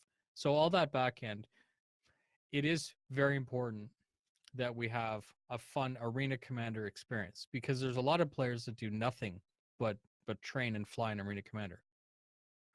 Now, we understand that the main focus has to be PU. And there have been people in the competitive Discord that have been saying, they're purposefully breaking or ruining Arena Commander so that the players will naturally want to go test the other thing. I don't think that conspiracy theory is correct. I think it just happened that Arena Commander has good patches and bad patches. It's had some pretty bad ones lately, and 3.1 is supposed to address a balance pass, which is great news. We can assume that that's going to include all the components and everything like that. But like you alluded, 2.0 is really the linchpin for all of the systems that would bring the coolers and the shield generators and all that stuff in. So I do still think that if it is better, that it's, again, I'm not a developer, but I would assume that it's faked better until those systems are implemented for real. Roger. And I gotta agree. I think 2. The item 2.0 is really going to be a integral part of everything, not just the flight model, but everything, because you got to figure. They talked about wear and tear, they talked about misfires and all, and that's with FPS weapons as well as ship weapons. So it's going to add so much immersion. I hate using that word, but it's going to be. Yeah, it's gonna be so much better when that's implemented. And I think the flight model, I believe, is gonna be independent of a system 2.0, as in it's gonna be balanced over and over and over and changed and sped up and slowed down, and until they reach that happy median where hardcore dogfighters and people like me that don't want to have a fucking thing to do with dogfighting enjoyed flying their ship too, because that's the main problem. Is the hard, or at least I think this one of the problems is the hardcore dogfighters hated the new flight model when they slowed everything down. So went on that jousting. Change in general, right? Right. Like, so well, I loved it though. I loved it. I got used to it. So when they did that, they traded Cruise and Super Cruise. They got rid of that for Afterburner. So originally everyone's like, well, it's much slower. However, once you figure out Afterburner, you can actually dart across the map. It wasn't slower. It was just very different. Yeah. It wasn't the same game that we've been training on. And if you had never played anything else up until that point, you may have been able to adopt it and said, yeah, this is fine. So I tried to approach it, not that, a sellout and is like whatever CIG is good, because they can screw up a patch, no problem. Like, I'm not saying that any particular one was bad, but I lost love for Arena Commander. I used to spend too much time in there, and that's earlier 2.3, 2.4, when it was faster. Yeah. And then 2.5 came out, like I said, kind of sucky, but I still invested time. It's like the racers, no matter how many times they change, you got like the Captain Kims, they'll still be in there. They'll still be practicing, and they're going to overcome the changes. And they haven't wasted their time because the mechanics are still there. Right. It's just the way the ship behaves is different. So they still have a good learning curve. Yep. Yeah, and I think they're. It's like with any game. I mean, I bring this up a lot. I was a WoW head for so long. They continually balance different classes because people will find a way to utilize a certain class or even exploit a certain class to the point where it's unfair. And so they balance one down, they bring one up, and then someone will figure this out. Yeah, and it's gonna be gonna be a balancing act all the way through. I think 2.0 is gonna help a lot because of the fact of wear and tear and on, like quick repairs during battle and stuff like that. It's gonna help, and it's gonna change things in the long run. But I guess we're just gonna have to see. Yeah. The next question comes from Badger WA. What kind of hardware do you two run on? Gaming computer. Quick specs. Mine is a 4790K. I'm running 64 gigs of RAM, a FTW 1060, and a SSD. So, and do you have a game? Do you have two computers, a game and a stream? Yeah, my streaming computer is separate, but that is what I run Star Citizen on. So I have an interesting story. One of the guys, maybe he's still here, Twister. He's a patron backer, and he's in the patron Discord, and he's like a big supporter. And he basically found out that I was getting some blue screens. So I had a 7700K and a Z270 motherboard. And out of the blue, I just get this delivery notice, and he's like, "Here you go. Here's a 8700K." Holy shit! Like, I know. So again, that's awesome. It made sense, but needless to say, Twistar, you've got my undivided attention. If you ever need anything, you let me know, because that was mega. So that makes up the that makes up the core of that's the processor 8700K. I've got it at 4.8 right now on liquid. Z370 motherboard, 32 gigs DDR at 3600, P900 Intel drive as my C drive, and then a P600 1TB M.2 NVMe as my D drive, and then a 1080 Ti Aorus. It's a 3-card slot thing. Anyways, I guess what I'm saying is I shouldn't get slowdowns. So like you're basically feeding the game with what I consider to be pretty much the most you could possibly feed it. So then if I experience difficulty, then I chalk it up to internet or other stuff. But I very rarely, like 3.1 is one of the first ones where I actually get those stutters and hard crashes. I'm not used to getting that, and I did a big video about that uh, around when 3.0 came out at Christmas, and some of the footage that I had published on it was actually picked up by CIG, which is really flattering because it's their own game and they're using community content. But I was getting 50, 60, 70 frames in PU and then like 144 in Arena Commander. And again, micro stutters, not very much. Now I'm starting to see what other people see, which is your starts out at 60, 50, 40, 30, hits 8 and then crashes. So again, misery loves company, ladies and Don't gentlemen. let the space bugs bite. If I'm having the same difficulty that you are, then it's not your hardware, right? Right. Yeah. There was a big problem with SSDs. If you're running a physical hard drive, throw that in the garbage. Yeah. Because that's your problem. Yes, and Citizen Jax, thank you for those biddies, dude. Very much appreciated. Yeah, Twistar, that's amazing, dude. And I bet you're fucking rendering videos like a mad dog. Oh yeah. Holy shit. So it's 6. I went from 4 cores to 6. And I actually have a screenshot of all of them pinned, like 12 threads at 100%. Adobe's the only thing that can really tax it. Obviously, you could do other stuff like synthetic benchmarks and stuff like that, like the big fuzzy donut, to try to load the thing down. But the only thing that I found that's an actual piece of productivity that can load down is Adobe, and that's hilarious because you crush video. Your CUDA cores are nuked. Your graphics card's at 100%. Your CPU's at 100%, and the video just pumps out. Nice.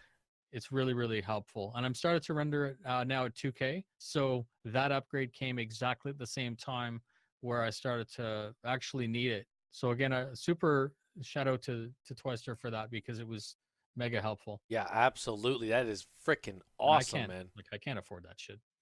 Yeah, Myself, that is definitely badass. There's no money in YouTube, if you were wondering. Oh, and oh god, YouTube is so fucking shit right now. Carnifex 2005 asks, out of the new ships in 3.1, what is your favorite? I mean, obviously the Reclaimer is super cool. I don't consider myself an industrial type, but you have to respect. You have to put respect out for that ship. The amount of detail and the atmosphere. When I did a walkthrough, I even chose an eerie, spooky atmosphere music because I was going to use my normal music, but I'm like, this ship doesn't work. It doesn't work. So I went and looked up 4 different ambient Halloween tracks, like Spooky Ship was one of them, and then one of them was Blowing Wind and Dripping Water, and I just overlaid all 4 of them on top of each other and put them all at 25%, and that ended up being the background for the entire video because it just didn't work. You want some techno music while you're running around a spaceship that looks like that. Right.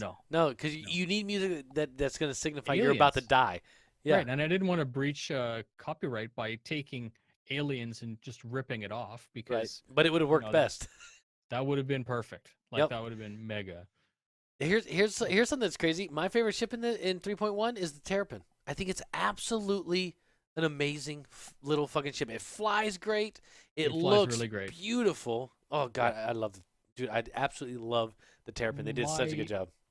My only concern, like we talked about, and I'm not trying to harp on it, is that for something that's meant to be super long range, the interior of the Vanguard is more suited. hospitable. Yeah. Right. and It it's is. a warship. I mean, I know the Terrapin's supposed to be a warship as well, but it's got nothing. Like it doesn't Yeah, even. it's barren. It is. The interior of that is so unwelcoming, and it's Yeah, not. It's definitely not made for long range. you're sleeping, you're scanning, or you're in the shower. That's Right. it. Like you're really. You can There's poop nowhere or to sit. you can poop or scan. Take your pick. That's it. Pooper scan. Rolo Kip asks, "What do you guys think of the Dominus Fleet package?" Oh, good call. I wanted to talk about that. Bam. Never. Hmm. Okay, so original backers. This is actually a nice segue because one of the videos that I'm going to be coming up with in the near future is called "Enough is Enough," and it's going to be a very professional. I'm going to choose a perspective, and I'm going to try to evaluate what's happened between 2012 and now. Why? What happened to the ship store? It was simple. There was you could melt, you could gift, and then there was melt, you could gift, and you could CCU, and then you could buy back, and then shit, we got the P72. And as soon as that happened, LTI for like LTI bonanza for everyone. You just had to plan a little bit. So the Dominus pack is one of these new packs that has LTI on things that effectively shit upon original backers who are promised that this ship will never come out again with LTI. And we can all agree LTI is junk anyways, but some people still covet it. Some people still cherish it. And some people refuse to buy a ship without it. So now what you got is, what was it, $6,800, a whack of ships with LTI, and all you need is one anniversary sale, and all the ships that you don't like in it go up. Good thing it's not available unless you're concierge. And by that time, if you're concierge, you should know well enough. You should have the big boy pants on, and you should know that CIG didn't force you to buy it, right? Like that's voluntary. So if someone is able to, and like you said, don't feel compelled to buy it, but if you can, and you've decided that that's what you want to do it, then I'm all for people supporting the game. Like it's not going to build itself, right? I do think that we're getting into that possibility of coming back to that whole pay to win mentality. And that's why I'm happy. The only saving grace is that it's not visible to the first time buyer. You come in, you can see a couple of game packages, you can see your $100. I think it goes up to Aquila and then it stops. That's your last package that's visible. So that was a really, really positive thing. That was a good For sure. credibility thing. Hopefully that answered the question. There you go. And I have no opinion on any package, only Okay. because, Fair. only because if you dislike the packages, it is your prerogative, and Yeah. and you should not feel happy with it, and you should just not buy it. If you have disposable income and you like it and you want to melt everything else and buy it, do it. Shit. If you have disposable income, give it to UNICEF. I'm just kidding. Yes. It's just as bad. Yeah. But that's my whole deal is every time they come out with a new package, I'll see people on like Reddit and stuff. They're like, "Oh, look at them! God damn!" Everyone melts. Yeah, everyone God. melts the last ship that they loved, and they're I gotta buy this thing. It's And one then of you those. get people get out the slide rule. Like, oh, the Dominus pack will save you $600, right? But you're gonna get $650 for the ships that you didn't want anyways. Right. So does it really save anything? Again, people are free to do whatever they want, and the store has basically become its own mini game for Star Citizen. Yes. Like when the game goes live, people are just gonna say, well, that's it, and they're gonna just not play Star Citizen because the store will be closed, right? They're so used to playing that. Right. It's one of those things, you can like it or not, you can buy it or not. And when I see a new package come out, I like one of these, I don't even look at it because it has nothing to do with me, and there's no way that I would spend that kind of money.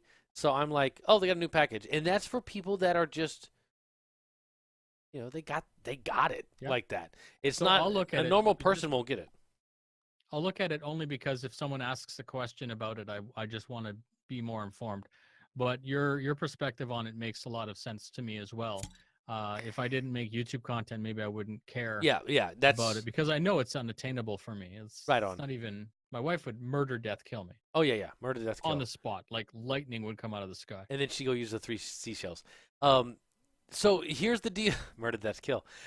Here's the deal. You can buy a package or you cannot. Please, please, please don't ever let anyone make you feel like there's something you have to buy other than the $45 package. I like to make sure that's out there to the community. Please.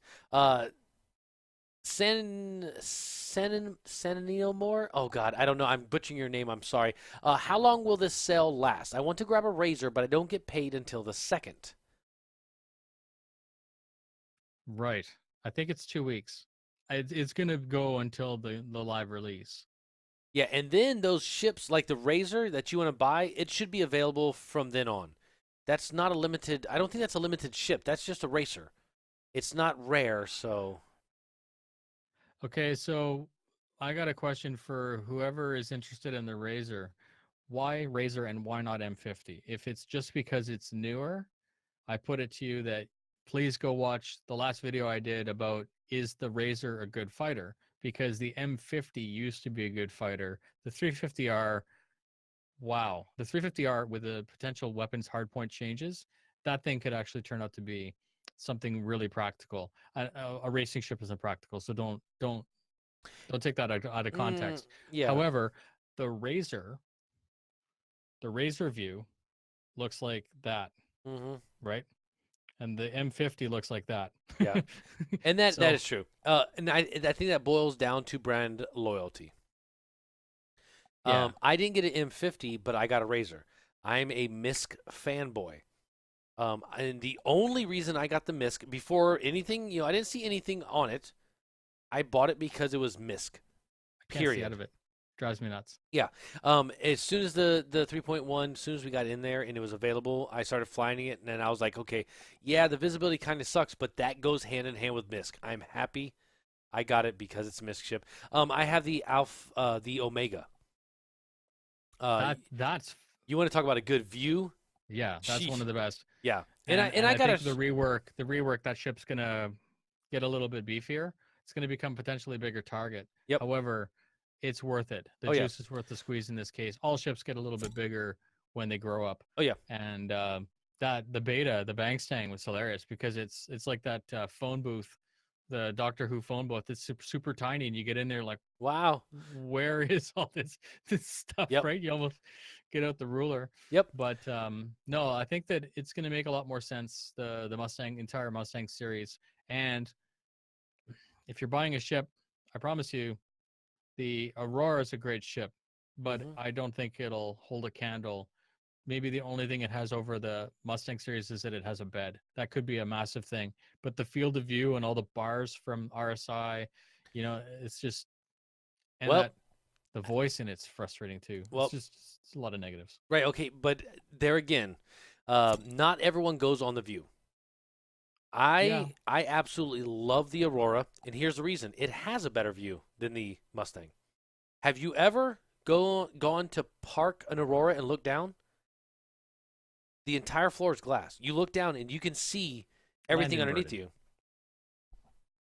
Just Not just everyone. missing. What for me is not everyone is a dogfighter. Like I would never Yeah. buy an M50, a Omega, or a Razor to put guns on it and go fight. It is strictly a racer. No. If you sat into a like an F40 or let's say an Indy car or anything like that, when Can't they see shit. sit there, they have this field of view that's just right here because you're just looking at where the corner's going.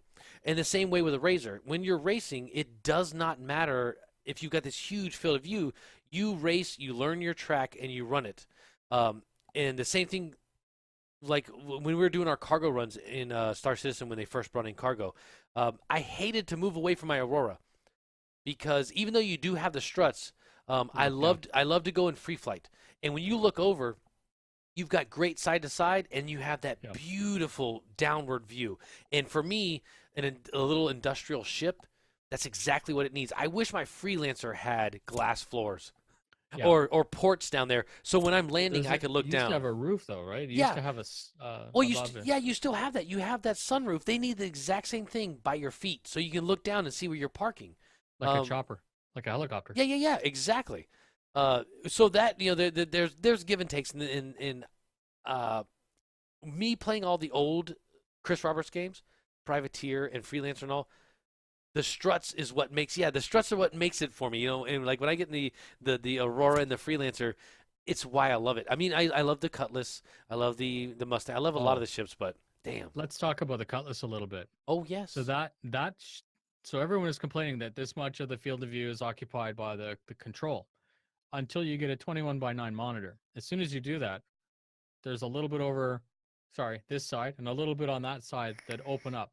And then if you capitalize on all that and get track IR going, and that video that I was talking about, the cargo run, it was a 20-minute video. It's like completely uncharacteristic of me, but I literally did a down and back to Yelevsky from Port Olisar just to show people the process. And in there, as I'm landing, just like you said, you're looking down just to get a little bit of perspective. And it's the same thing as you're coming into Levski, you flip your ship over and then you look up and that's all you can see. And it's so encompassing. You actually start to forget that you're playing a video game. So the Cutlass itself is only seems bad if you're playing 1920 by 1080 and half your screen is occupied. Right. If you actually go get a widescreen monitor and integrate some track IR, that ship is glorious. It's actually it's not just one of my favorite ships. You ask most people, do you like the Cutlass? Yes, the new Cutlass is awesome. Not just because of its view, not just because of its weapons loadout or its durability, its cargo. It's just good, right? It's just a good $100 ship. And I can't believe I just said that. But it is. I absolutely think, and see, I'm such a huge Freelancer fan.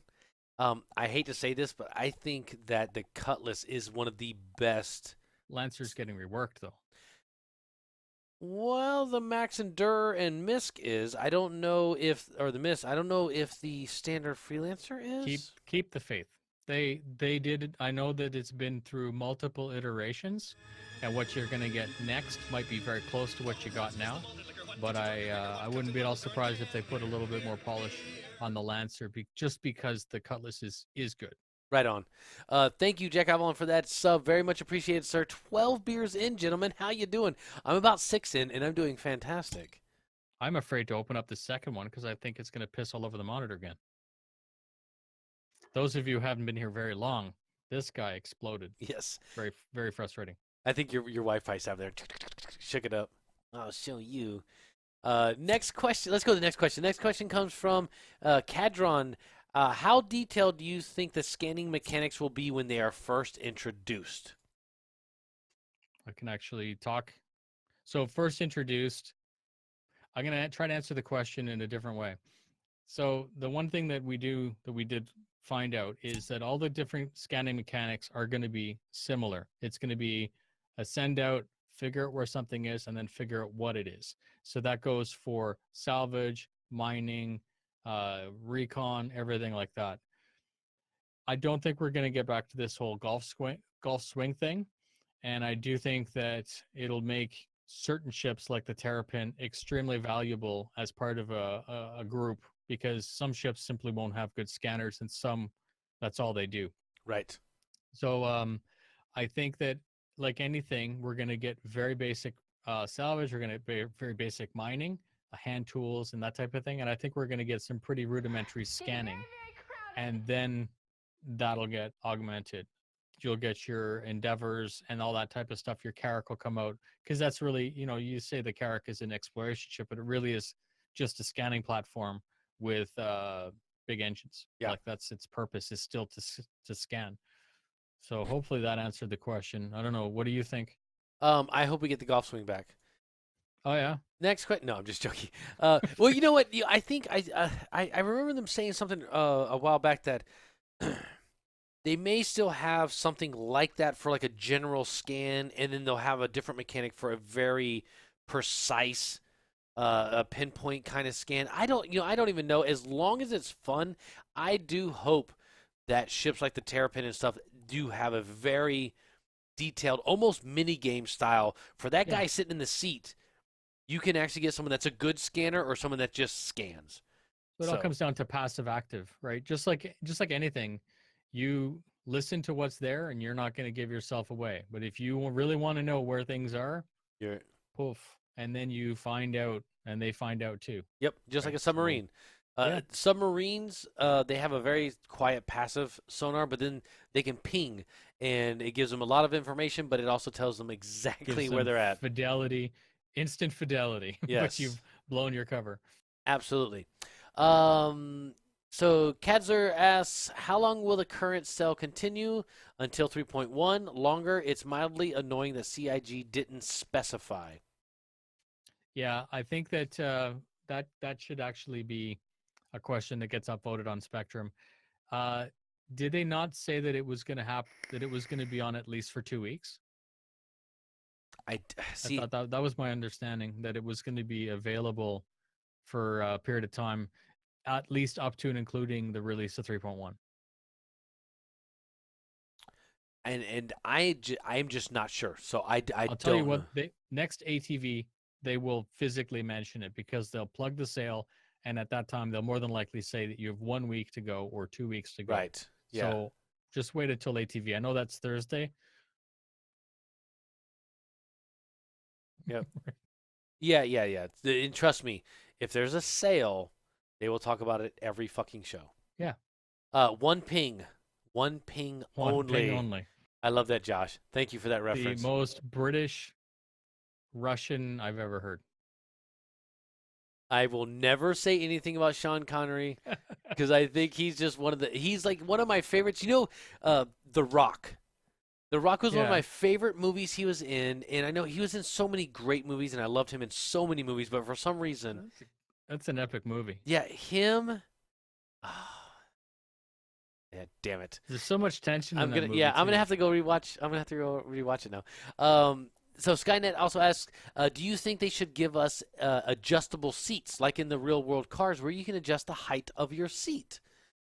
No. They can't. They can't do that Because of the metrics. The metrics, Yeah. So they're already having an interesting difficulty with female characters, because they're trying to make them realistic. They don't want like 5'10" to 6'2" women running around just because of the metrics. However, adjustable seats, what would prevent you from just taking your seat and jacking it up to its highest so that you can see out? Yeah, and guys, you got to remember. So, fighters should have a good view. So if a fighter doesn't have a good view, Then it's not a fighter. yeah, it's a bad design. When you have a ship, and I'm going to go back to the Freelancer. When you have a ship like the Freelancer, I want you guys to go and search cockpit of the space shuttle and look at that. Right. It's not made to be super maneuverable, to be a fighter, to do it is a pickup truck, not a Ferrari. So sometimes the views in ships need to have that look, as far as I'm concerned. To me, I think the Freelancer is absolutely perfect. Yeah, I would love for the DUR to have the same cockpit as the Prospector, because it's an Explorer. So your job is to look around and explore. But Well, the Aquila does that. It's got the dome. Exactly. And that's what I hope they do for the DUR. It's the exploration. The fucking Prospector's cockpit is so amazing. Yeah. But there again, you have to get really close to asteroids. That cockpit is necessary. Not in a Freelancer. In a standard Freelancer, not necessary. Why would they throw a big, huge, gigantic windshield when it's not so you needed? can get one-shotted Right. out of your cockpit. Right. So there's, I like to think there's reasonings behind it, and it's also because Chris Roberts Games has always had lots of MFDs and dashboards. People are like, "Oh, we got HUDs. We can do heads-up displays like Elite Dangerous or like this game or like that game." Those games are not Star Citizen. No. I love the Freelancer view. I think it's fucking gorgeous. Wesley Snipes asks, "What is your favorite ship, GHG and NOOBIFIER?" Noob, what is your favorite ship? Saber. My favorite Sorry. ship is the Freelancer. Over and done. Good question though. I mean, Saber's beautiful. I gotta give it to you. The Saber is fucking beautiful. But if you're into those, all sleeky, fightery chippies. Mercenary work, man. Yeah, man. Ben GT9 asks, which one of the three you think is better? Scout. Oh, I'm sorry. Okay, let me stop. Hold on, let me take a drink. I stopped in the middle of a sentence when I shouldn't have stopped. Here we go. Guinness, good for you. Which one of these three do you think is a better Scout? Terrapin, 350R, or Herald? Scout ship. Not the Herald. 350R's got no sensors, so that by default. Yeah. So the Herald's not particularly stealthy, and if you're inferring stealth and Scout. recon in Scout, then there's different. There's EWS, which is early warning, which is just putting eyes out there. But in a universe that has communications, you don't need that idea of the 350R to run back and tell people. Right. Yeah. So I would say Terrapin. Terrapin, I would say that's probably one of its, like half of its role. Yeah. Is Scout straight up. Right on. Wickstrom, thank you for that host, sir. Very much appreciated, and welcome everyone from Wickstrom stream. And yeah, the 350R would be great for a visual Scout. Say like all communications are down, you fly in real quick, take a look, and fly back real fast. That's not going to happen too often. So sensor based is very important. Herald is straight up information courier. Yeah. Engines the size of I mean, they're gigantic. You're going to set off a heat signature that you're going to be able to see from fucking 700 kilometers. They'll see you coming and going. Yeah. But, yeah, Terrapin all the way. Up your shaft. The future of FOIP feature will include tracking. No? Yes. Yeah, it will. Any confirmation on should we go out and get a second-party app? No, yeah, it's supposed to have head tracking. Okay, I'm going to make a comment, though, because I was talking with IR Mike, and if you guys don't know who that is, he's, I think he's no longer working with TrackIR, but he's one of the guys that streams, and he's also a friend of Redacted, and he got me hooked up with some TrackIR. So this is going to sound like I'm plugging his stuff. You got to understand, you have a camera that's trying to interpolate locations on your face and anticipate where your movement is, and then you have 3 IR signatures being tracked by a high fidelity sensor that's purposely designed to receive that, scanning at 120 frames per second. The level of fidelity, so if all you want to do is look around with FOIP, no problem. You can do that with TrackIR. But if you're going to try to aim gimbals, it's already frustrating to try to master it with TrackIR. You let some kind of medium resolution camera, yeah, you're fucked. try to figure out where your nose is in relationship to your eyes.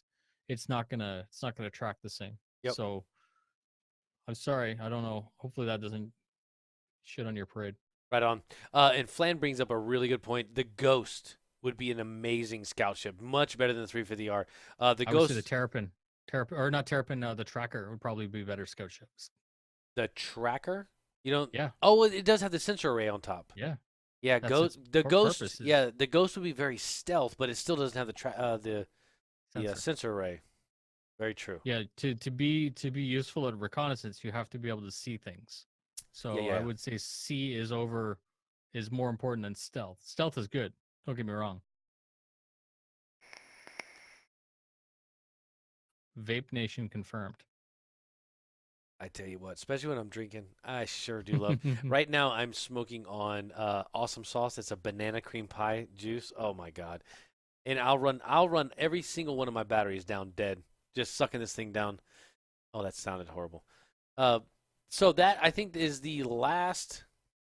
That is the last question that we got today, guys. So that is where we are going to end it. Is there anything in closing you would like to say, Mr. NOOBIFIER? I got to remind you about your gift card. I do have a gift card Okay. giveaway. So now that that's out of the way. Thank you. So I wanted to thank you very much for hosting and having me on tonight. This is always fun. You were actually, when I had like 15 subscribers, you were the first live stream that I was on, and it was almost a traumatic experience because I didn't know what to expect. You were very nervous. Yeah, well, I mean, honestly, you can't see anybody, and you got to remember so many different things that are unfamiliar. Like look at the camera and treat it as if it's a person, for example. Read the chat, all this other stuff.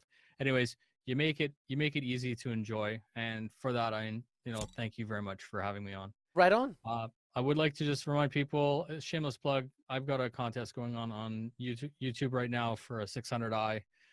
Every month there's a giveaway that's sponsored by the patron Don't let backers. the space I bugs have fight. 2 really cool hardware videos. One is from Virpil that's coming. They've sent me some stuff to play with.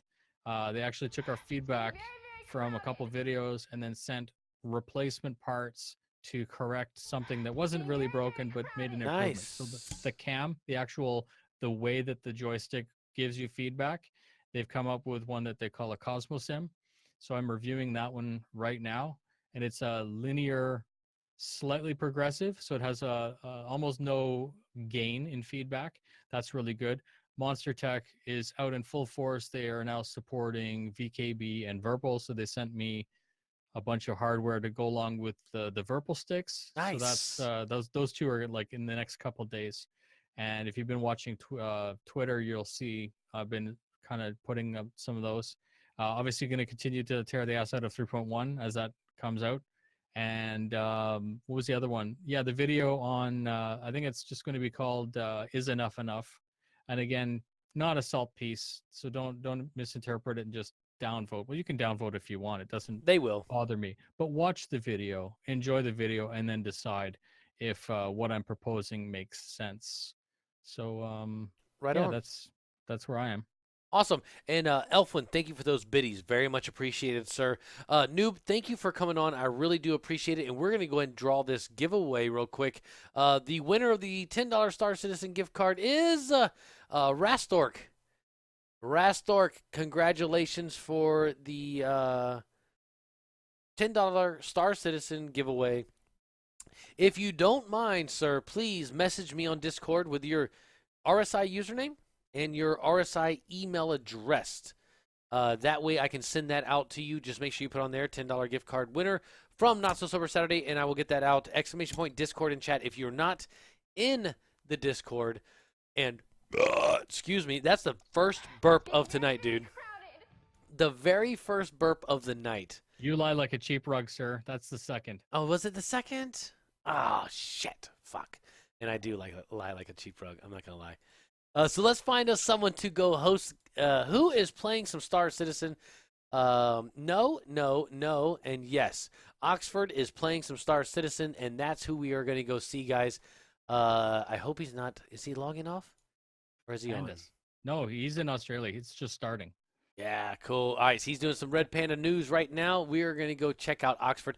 Oxford's a great guy, guys. So make sure you go over there and let him know it's a GHG raid. And tell him NOOBIFIER and GHG send their love. Throw some pint glasses in his chat if you are a subscriber of mine. If not, just tell him it's a GHG raid. And Noob, thanks again. We will talk to you very soon, sir.